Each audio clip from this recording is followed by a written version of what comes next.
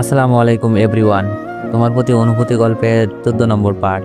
নীলা আপু বলল, অনেক বুঝলাম না, প্রেম করবা তুমি, রাতুল ভাই খাওয়াবে মানে? নীলা আপুর কথা শুনে মাথায় আকাশ ভেঙে পড়ল। আবার কি উপকার করতে গিয়ে বিপদে পড়লাম নাকি? আমি বললাম, আপু আপনি চিঠিটা ঠিক মতো পড়ছেন তো? আপু বলল, কেন?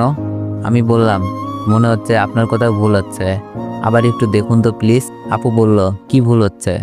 আমি বললাম, চিঠি আমি না, রাতুল ভাইয়া দিছে, আর রাতুল ভাইয়া আপনাকে অনেক ভালোবাসে। নীলাপু চিন্তার ভাঁজ নিয়ে বলল, ফাজলামো করো? আমি বললাম, না আপু, ফাজলামো করবো কেন, কাগজে লেখাটা আরেকবার পড়ুন। আমার কথা শুনে আপু কাগজটা বের করে আবার মনে মনে পড়ল। নীলা আপু বলল, তাই তো, আমি তো শেষের লাইনটা পড়িই নাই। তুমি যেভাবে বলছো আর যেইভাবে লেখা ছিল, যে কেউ ভাববে তুমি প্রপোজ করছো। আমি বললাম, আমার জন্য না হয় হ্যাঁ বলছিলেন, তাহলে রাতুল ভাইয়ার জন্য কি? নীলা আপু বলল, রাতুল ভাইয়া তো আমার ক্রাশ। আপুর কথা শুনে আনন্দ রাখি কই, যাক কোনো সিনক্রেট হয় নাই। হে এভরিওয়ান, আপনারা অনেকেই কমেন্ট করছেন যে এই নীলা সেই কক্সবাজারের নীলা না তো? আরে না না ভাইয়ারা, এটা হচ্ছে গল্পের আমাদের রাতুল ভাইয়ার গার্লফ্রেন্ড। রাতুল ভাইয়া অর্ডার দিয়ে চলে আসছে। আমি ভাইয়াকে বললাম, ভাইয়া আপনারা কথা বলেন, আমি ওই টেবিলে আসি, আমার তো আজ খাবার দিন। আমি অন্য টেবিলে চলে গেলাম। সাথে রিমি আর আশাকে ফোন দিলাম রেস্টুরেন্টে আসার জন্য। আমি একা খেলে খারাপ দেখাই। 5 মিনিটের ভেতরে ওরা এসে হাজির। আশা বলল, অনেক আজ হঠাৎ ডাকলা? আমি বললাম, আজ তোমাদের খাওয়াবো, যত ইচ্ছা যা ইচ্ছা খাবে। রিমি বলল, আগে বলনি তো? আমি বললাম, এটা তো সারপ্রাইজ ছিল। রিমি বলল, যাক ভালোই হয়েছে, আমি মাত্র খেতে যাচ্ছিলাম। আশা বলল, আমাকেও ডেকে গিয়েছিল ভাবি। আমি বললাম, আচ্ছা কথা রাখো, এবার খাও। আমার ইচ্ছা মতো আমি খাচ্ছি, রিমি আশা তাদের ইচ্ছা মতো। আশা বলল, কিসের উপলক্ষে অনেক? আগে খাও, তারপরে যেতে যেতে বলছি। আমি খাবার সময় কথা বলতে পছন্দ করি না। খাওয়া দাওয়া শেষ করে রাতুল ভাই আর নীলাপুর কাছ থেকে বিদায় নিলাম। রিমি আশাকে নিয়ে চলে আসলাম। আমাদের বিল মিনিমাম 5,000 মতো হবেই। ভাইয়া হয়তো এতটা আশা করে নাই, আর আমাদের দিকে তাকানোর সময় ছিল না, কারণ প্রেমে ডুবেছিল। হয়তো রিমি আশাকে দেখেই নাই। রেস্টুরেন্ট থেকে বের হয়ে হেঁটেই চলছি। আশা বলল, অনেক বললা না তো কিসের উপলক্ষে ট্রিট দিলা? আমি বললাম, ও বলা তো হয় নাই, আমাকে দেখলা না একটা আপু আর একটা ভাইয়ার সাথে কথা বলে চলে আসলাম। রিমি বলল, ওরা কারা? আমি হেসে হেসে বললাম, অফিসের বড় ভাই আর বড় আপু, তাদের প্রেমের ঘটক ছিলাম আমি। তাই ভাইয়া বলেছিল আজ যা চাই তাই খেতে দিবে। আমার মনে হলো আমি একা একা খেলে পুষাবে না, তাই তোমাদের ডেকে নিলাম। আশা হাসতে হাসতে বলল, তাই নাকি? যেই খাবার খাইছি আজ বিল আসবে 5,000। রিমি বলল, অনেক এটা ঠিক করো নাই। রিমির চোখে বেঠিক হয়ে গেলাম। আমি বললাম, কেন? আমরা তো জোর করে খাই নাই, আমাদের খাওয়াইছে। রিমি বলল, না, তোমাকে শুধু বলেছিল খেতে, আমাদেরকে না। আমি বললাম, আচ্ছা দাঁড়াও। মোবাইলটা বের করে রাতুল ভাইয়াকে ফোন দিলাম। রাতুল ভাইয়া বলল, হ্যালো অনেক, বলো। আমি বললাম, ভাইয়া বিলটা কি একটু বেশি চলে আসলো? রাতুল ভাইয়া বলল, আরে যেই কাজ করে দিছিস, আরো একদিন ইচ্ছা মতো খাইস, সমস্যা নাই, কিন্তু তুই এত খাবার খেলি কি করে? আমি বললাম, সরি ভাইয়া, আপনাকে বলা হয় নাই, সাথে গার্লফ্রেন্ড আর বান্ধবী ছিল। রাতুল ভাইয়া বলল, আমার সাথে দেখা করাসনি কেন? আমি বললাম, আপনি তো নীলাপুর সাথে প্রেম করছিলেন। রাতুল ভাইয়া বলল, আচ্ছা একদিন দেখা করাস। আমি বললাম, আচ্ছা ভাইয়া, বাই, পরে কথা হবে। রাতুল ভাইয়া বলল, আচ্ছা দোয়া করিস আমার জন্য। ফোন ডেকে রিমিকে বললাম, রিমি এবার তো বলে খেলাম, সমস্যা নাই তো? রিমি বলল, ঠিক আছে, এবার চলো। আশাদের বাসার সামনে চলে এসেছি। আশা বলল, অনেক চল, ভাবির সাথে দেখা করে আসবি। আশা তাদের বাসায় নিয়ে যেতে চাইলো। আমি বললাম, আজ না, অন্যদিন, আজ পেট ভরে আছে। আশা বলল, তোরা তো দেখা করবি, খেতে কে বলছে? শুধু দেখা করলে হবে? আচ্ছা যা, কাল দেখা করব, অনেক রাত হয়েছে। আশা থেকে বিদায় নিয়ে বাসায় চলে আসলাম। ফ্রেশ হয়ে ঘুমাতে গেলাম। রাতে অপরিচিত নাম্বার থেকে ফোন। আমি বললাম, হ্যালো আসসালামু আলাইকুম, কে বলছেন? অনেক, আমি তোমার ভাবি। প্রায় 1 বছর পর ভাবির ফোন, কিন্তু ওর নাম্বার পেলো কোথা থেকে? তো এভরিওয়ান, গল্পটা কেমন লাগতেছে সবাই একটু কমেন্টে জানাবেন তো। আমি অবাক হয়ে বললাম, ভাবি তুমি নাম্বার পেলে কোথায়? ভাবি কান্না মাখা ভাব নিয়ে বলল, কি মনে করছো তুমি? তুমি কথা না বললে সবকিছুর সমাধান হয়ে যাবে? আমি বললাম, সরি ভাবি, একদিন কথা বলার কারণে তোমাকে 1 মাস বাপের বাড়ি থাকতে হয়েছে। আমি চাই না আমার জন্য আর কোনো সমস্যা হোক। না অনেক, এখন সময়টা আগের মতো নাই। পরিবারের সবাই যেন নিস্তেজ হয়ে গেছে, কেউ কারোর সাথে কথা বলে না, খুব দরকার ছাড়া। ভাবির কথাগুলো কান্নামাখা কণ্ঠে শোনা যাচ্ছে। একটা সময় ছিল আমাদের পরিবারটা হাসি খুশিতে মেতে থাকতো। কেউ কখনো মন খারাপ করে থাকতে পারে নাই, কেউ না কেউ মন ভালো করে দিত। আমি বললাম, কেন ভাবি, এমন পরিবর্তন কেন? কথাটা বলতে চোখ থেকে কয়েক ফোঁটা পানি গড়িয়ে পড়ল। ভাবি বলল, কেন জানো না, মিথিলার মিথ্যা অভিনয় হয়তো আম্মু আব্বুর মুখে রাগ হয়েছে, কিন্তু মন থেকে ঠিকই বলছে আমাদের ছেলেটা এত খারাপ না। ভাবি হয়তো সত্যি কথা বলছে। আমি বললাম, হতে পারে। আম্মু কেমন আছে আর আব্বু? ভাবি বলল, আম্মু শরীরটা তেমন ভালো না, আজই ডাক্তার দেখিয়ে আসলাম, প্রেশার বেড়ে গিয়েছিল। ভাবির কথা শুনে আম্মুর জন্য মনটা কেঁদে উঠল। কান্নামাখা কণ্ঠে বললাম, আম্মুর যত্ন নিও আর আব্বুর খেয়াল রাখো। ভাবি বলল, অনেক বাসায় চলে আসো, হয়তো সবাই তোমাকে মেনে নিবে। আমি বললাম, না ভাবি, মেনে নিলেও মিথ্যা অপবাদ নিয়ে বাসায় যাওয়া সম্ভব না। আমি চাই না আমার চরিত্রের দাগ নিয়ে বাসায় থাকতে। ভাবি বলল, অনেক তুমি কি আর ফিরবা না? আমি বললাম, ফিরবো তো, তবে সম্মান নিয়ে। ভাবি বলল, আচ্ছা অনেক, তোমার কোনো সমস্যা হচ্ছে না তো খাওয়া দাওয়ার? আমি বললাম, না ভাবি, সব কিছু খুব ভালোভাবেই চলছে। ভাবি, এখন রেখে দাও, কেউ দেখলে সমস্যা হবে। কথাটা বলে মোবাইলটা রেখে দিলাম। সকালে ঘুম থেকে উঠেই কলেজ, তারপর অফিস, আবার বাসা, এভাবেই চলছে দিনকাল। খুব ভালোই চলছিল। মাঝে মাঝে আম্মু আব্বুর জন্য মন কেঁদে ওঠে। এত অল্প বয়সে এত বড় একটা অপবাদ নিয়ে বাড়ি থেকে বাইরে বেঁচে থাকাটা হয়তো অনেক কষ্টের হতো, কিন্তু ঘটনাচক্রে আজ রিমিদের বাসায় থেকে সবকিছুই পাচ্ছি। আঙ্কেল আন্টি নিজের ছেলের মতো ভালোবাসে, আর রিমির কেয়ার, সবকিছু মিলিয়ে খুব ভালোই আছি।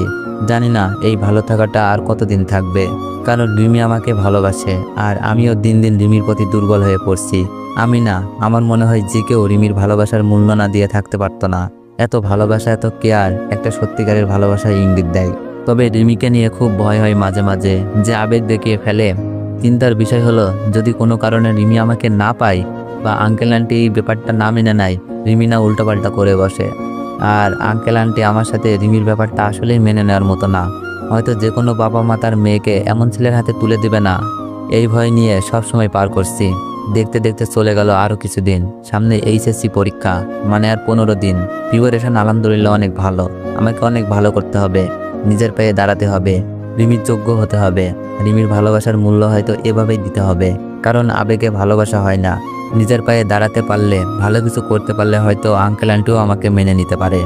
আর আমি কখনো আঙ্কেল আন্টির কথার বাইরে যেতে পারবো না। না জানি কোনোদিন বলতে পারি কিনা আমি রিমিকে ভালোবাসি, বিয়ে করতে চাই। আমি যখন মাধ্যমিক পরীক্ষা দিই, আম্মু আমার পাশে রাত 1টা পর্যন্ত বসে থাকতো, চা কফি বানিয়ে দিত, আর ভয় পাবো বলে আমার রুমেই শুয়ে থাকতো। খুব মিস করি সেই সময়টা, হয়তো আর ফিরে আসবে না। রাতে ভাবিকে ফোন দিলাম, আসসালামু আলাইকুম ভাবি। ভাবি বলল, ওয়ালাইকুম আসসালাম, কেমন আছো অনিক? আমি বললাম, ভালো না, আম্মুর কথা খুব মনে পড়ছে। সামনে তো পরীক্ষা, আম্মুর কাছ থেকে দোয়া নেওয়ার জন্য খুব ইচ্ছে করছে, সেই সাথে আম্মুর কণ্ঠটা শুনতে মন চাচ্ছে। ভাবি বলল, আম্মুর কাছে দিব? আমি বললাম, আম্মু কি কথা বলবে? আর সবাই তো জেনে যাবে তুমি আমার সাথে কথা বলো, পরে যদি আবার সমস্যা হয়। ভাবিকে আর বিপদে ফেলতে চাই না। ভাবি বলল, কি করবো এখন? আমি বললাম, আম্মুর নাম্বারটা দাও, আগের নাম্বারটা খুঁজে পাচ্ছি না। ভাবলাম কথা না বলুক, কণ্ঠটা শুনতে পারলেও তো পারবো। ভাবি বলল, দিচ্ছি। ভাবি ফোনটা রেখে টেক্সট করে নাম্বার দিল। নাম্বারটাই কল দিচ্ছিলাম আর হাত কাঁপছিল। আম্মু কি আমার পরিচয় পেয়ে নিজেকে কন্ট্রোল করতে পারবে না, নাকি পরিচয় পাওয়া মাত্রই ফোনটা রেখে দিবে? রিং হচ্ছে। হ্যালো, আসসালামু আলাইকুম। আম্মুর কণ্ঠ শুনে সাথে সাথে চোখ বেয়ে পানি নেমে আসলো। এই কণ্ঠটা যে আমার চিরচেনা, এত মধুর কণ্ঠ আমার আম্মুর। আম্মুর কণ্ঠ আরেকবার শোনার জন্য চুপ মেরে থাকলাম। আম্মু আবার বলল, হ্যালো, কে? কথা বলছেন না কেন? আম্মু, আমি অনিক, কেমন আছো তুমি? কান্না না করে আর পারলাম না। কে অনিক? আব্বা আমার, কই তুই? কেমন আছিস? কোথায় আছিস? একবারও কি আম্মুর কথা মনে পড়ে নাই? তোর জন্য বাবা আমার কি কষ্ট, তোর জন্য আমার চোখের পানির জোয়ার নামে। বাবারে কাউকে বলতেও পারি না, বুঝাইতেও পারি না। তোর মুখে মা ডাক শোনার জন্য মনটা ব্যাকুল হয়ে আছে। তোর কোনো খবর পাই না। এতদিন পর মাকে মনে পড়লো। আম্মু আমার পরিচয় পেয়ে হয়তো নিজেকে কন্ট্রোল করে রাখতে পারে নাই, আম্মুর সাথে সাথে কেঁদে দিল। আমি বললাম, আম্মু, আমি তোমাকে যতবারই কল দিতে গেছি বুকের ভিতরে ভয় করতো। না জানি আমার ফোন পেয়ে তুমি বিরক্ত বোধ হও। আমার মুখের ওপর বলে দাও, অনিক নামের আমার কোনো ছেলে নাই। আমার ছেলে মরে গেছে। মাগো, সহ্য করতে পারবো না। তবে মা, তোমার কণ্ঠ, তোমার আদর পাওয়ার জন্য কত রাত কেঁদে কেঁদে কাটিয়েছি আমি জানি না। মাগো, এমন একটা পাপের বোঝা নিয়ে ঘুরতেছি, তোমার কথা মনে পড়ে কাঁদি, কিন্তু কথা বলার সাহস পাই না। কান্নায় বিভোর হয়ে আছি। আম্মু বলল, অনিক, তুই তো এমন ছিলি না বাবা, তুই জানিস তোকে আর মিথিলাকে এইরকম ভাবে দেখে আমার ভিতরটা মরে গিয়েছিল। আমি ঠিক মতো ঘুমাইতে পারি নাই। রাতে স্বপ্নে কান্নার আওয়াজ পাই। তোর কণ্ঠের মতো বলে, মা আমি এমন করি নাই। তোর কথা মনে পড়ে খুব, আর চোখ বেয়ে পানি পড়ে। বাবারে, এমন জঘন্য কাজটা তুই কি করে করতে পারলি? আম্মু কান্না করছে, খুব ভালোভাবেই বুঝতে পারছি। আম্মু আমি এমন বলতে গিয়ে আটকে যাই, কারণ প্রমাণ নাই। সব বলে যখন দিব তো কেন এত ত্যাগ? আমি বললাম, আম্মু আমাকে মাফ করে দাও। জানি আমার এমন কাজে তুমি কষ্ট পাইছো। মাগো, আমিও আমার ভুল খুব ভালোভাবেই বুঝতে পারছি। খারাপ নজরে কোনো মেয়ের দিকে তাকাইও না। আম্মু আমার জন্য দোয়া কইরো, সামনে আমার পরীক্ষা। কান্না করছি আর মিথ্যাটা মিল রেখে বলছি। আম্মু অবাক হয়ে বলল, কিসের পরীক্ষা? তুই কি এইচএসসি দিবি? আমি বললাম, দিব তো। বাসা থেকে চলে আসার পর একটা বাচ্চাকে অ্যাক্সিডেন্ট থেকে বাঁচাই। আমার পা ভেঙে যায়। 1 মাস হাঁটা চলা নিষেধ ছিল। কোথায় যাবার নাই, দেখে আমাকে আশ্রয় দিল। আমার সেবা যত্ন করলো। আমাকে কলেজে ভর্তি হতে বলল। সেই সাথে চাকরিও দিল। আন্টি আঙ্কেল অনেক ভালো, আমাকে অনেক আদর করে। আম্মু বলল, বাবা দোয়া করি, কিন্তু আমাকে একটা সত্যি কথা বলবি? আমি বললাম, বলো আম্মু। তুই কি সত্যি মিথিলার সাথে এমন করেছিলি? আম্মু আবার কেঁদে দিল, হয়তো না শব্দটা শুনতে চাচ্ছে। আমি বললাম, আম্মু এখন এসব বলার সময় না। কোনো একদিন হয়তো সবকিছু শুনতে পাবা। তবে একটা কথা বলি, আব্বুকে বইল না আমি ফোন দিয়েছিলাম। আব্বু অনেক কষ্ট পাবে। রাখি মা, আর আমার জন্য কেঁদো না। খুব ভালোই আছি। আর কোনটা সত্য কোনটা মিথ্যা সব তো চোখের সামনেই দেখলা। কথাটা বলে ফোনটা রেখে দিলাম। পরীক্ষা চলে আসলো। আম্মুর সাথে মাঝে একবার কথা হয়েছিল। আম্মু শুধু সত্যটা জানতে চাই। হয়তো ভাবি সবকিছু বলে দিছে, আর আম্মুর মনে সেগুলো জায়গা করে নিছে। আর আম্মু যে আমার কণ্ঠ স্বপ্ন শুনতে পাই, কেন জানেন? এটার একটা বৈজ্ঞানিক ধারণা আছে, না বলি। খুব ভালো লাগছিল আম্মু আমার প্রতি এমন ধারণা করার জন্য। পরীক্ষা দিচ্ছি, খুব ভালোভাবেই পরীক্ষা শেষ করলাম। প্রতিটা পরীক্ষায় অনেক ভালো দিয়েছি। এখন শুধু রেজাল্টের অপেক্ষা। ফ্রি টাইম পার করছি। পরীক্ষার পর আসা আমি আর রিমি অনেক জায়গা থেকে ঘুরে আসি। রুমে শুয়ে আছি। আন্টি আমাকে বলল, অনেক বাবা তুমি একটু বাসায় থেকো। রিমির মামাতো ভাই জাপান থেকে আসছে, আমরা রিসিভ করতে যাচ্ছি। রিমির মামা? কেউ কোনোদিন বলে নাই রিমির মামা আছে। রিমি তো বলছিল রিমির মামা নেই। তাহলে? আন্টি বলল, ও তুমি অবাক হচ্ছ? রিমির মামা তো অ্যাক্সিডেন্টে মারা যায়। রিমির মামাতো ভাই লেখাপড়া করার জন্য জাপান থেকে যায়। অনেক বড় চাকরি করে সে। আন্টির কথা শুনে বুঝলাম মামা মারা গেছে, তাই না বলেছিল রিমি? আমি বললাম, আচ্ছা আন্টি রিমি যাবে?